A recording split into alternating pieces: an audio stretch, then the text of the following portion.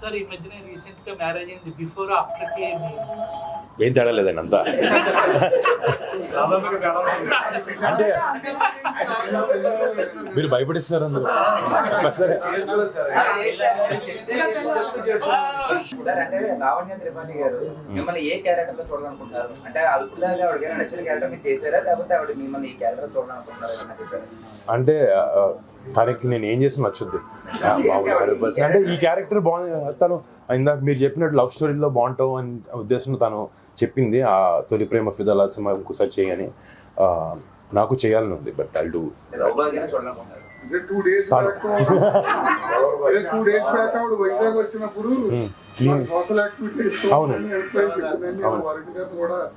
ఇలా అని చెప్పింది.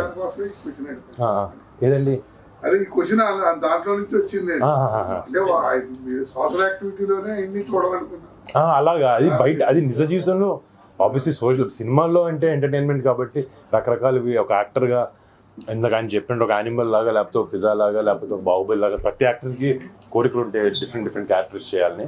అది ఆబ్వియస్లీ మనం ఎంత బాగా రాణిస్తున్నాం అనే దాన్ని బట్టి చూసి ఎత్తుక్కుని మంచి సినిమా చేయాలని మాత్రం ప్రయత్నంలో ఉంటాం. ఇప్పుడు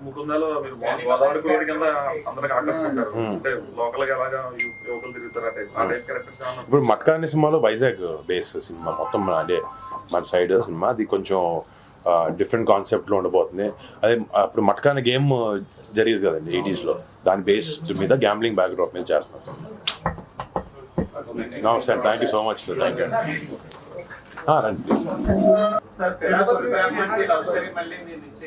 ఎవరు చెప్పట్లేదండి అంత బాగా. తర్వాత అంటే నిజంగా అంటే చాలా నచ్చినాయి నాకు ఆ రెండు సినిమాలు. అంటే అవి రెండు, ఒకటి కాలేజ్ యాంగిల్లో, ఇంకొకటి బాగా రూరల్ ఫ్యామిలీ ఎమోషన్స్తో కూడిన లవ్ స్టోరీ అనమాట.